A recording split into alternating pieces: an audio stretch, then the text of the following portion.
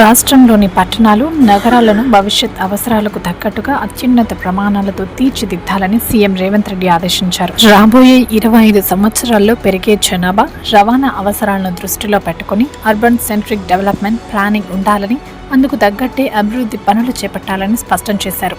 MCR హెచ్ఆర్డీలోని బోధి పెవిలియన్లో mega growth కారిడార్లపై CM సమీక్ష నిర్వహించారు. Khammam, Warangal, Karimnagar కార్పొరేషన్లకు outer ring రోడ్లు ఏర్పాట్లు చేయాలని చెప్పారు.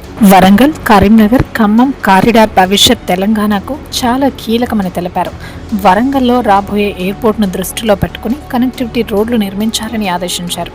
వరంగల్ ఎయిర్పోర్ట్ నీటి అవసరాలను ఇప్పుడే పరిగణలోకి తీసుకోవాలని, ఆదిలాబాద్ ఎయిర్పోర్ట్ డిఫెన్స్ ఆధ్వర్యంలో రాబోతోందని తెలిపారు. పెద్ద మున్సిపాలిటీల సమీపంలో రేడియల్ రోడ్లు వచ్చేలా డిజైన్ చేయాలన్నారు. రాష్ట్రంలోని చారిత్రక, ఆధ్యాత్మిక వైభవాన్ని ప్రపంచానికి చాటి చెప్పేలా పర్యాటక రంగాన్ని పరుగులు పెట్టించాలని అధికారులకు సీఎం రేవంత్ రెడ్డి ఆదేశించారు. ఇందులో భాగంగా నల్గొండ నుంచి యాదగిరిగుట్ట వరకు ప్రత్యేకంగా టెంపుల్ కారిడార్ను అభివృద్ధి చేయాలని ప్రతిపాదించారు.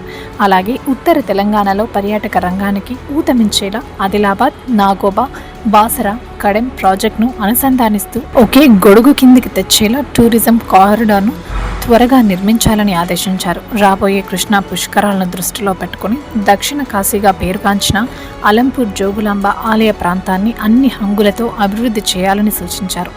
వీటితో పాటు రవాణా, వాణిజ్యపరంగా కీలకమైన మహబూబ్ నగర్, బద్పూర్, జడ్చర్ల మార్గాన్ని ఒక కారిడార్గా, భద్రాద్రి కొత్తగూడెం జిల్లాలోని కొత్తగూడెం, పల్వంచ, సుజత్ నగర్ ప్రాంతాలను కలుపుతూ మరో కారిడార్ను యుద్ధ ప్రతిపాదికన డిజైన్ చేయాలని సీఎం స్పష్టం చేశారు.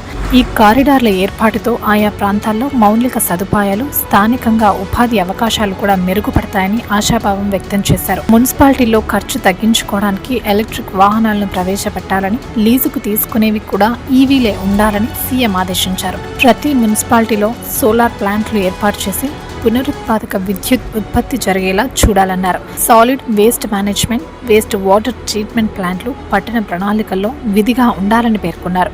సింగరేణి పరిధిలో ఉన్న అన్ని మున్సిపాలిటీలను ఒకే యూనిట్గా పరిగణించాలని సీఎం రేవంత్ రెడ్డి ఆదేశించారు. సింగరేణి సంస్థ CSR నిధులను ఇతర ప్రాంతాలకు కాకుండా స్థానికంగానే ఖర్చు చేయాలని తెలిపారు.